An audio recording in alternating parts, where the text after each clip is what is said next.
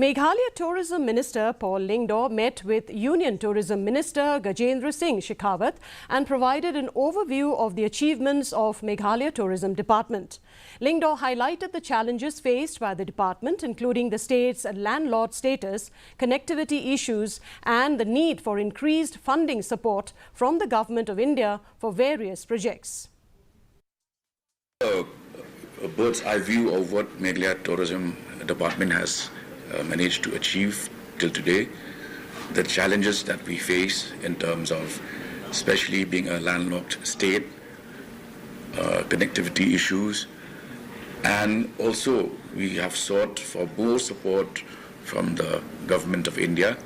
in terms of funding our major infra projects, the response from the Union Minister has been very positive, and you will also appreciate the fact that this has been a major event of this scale. To happen in Shillong is something worthwhile and historic.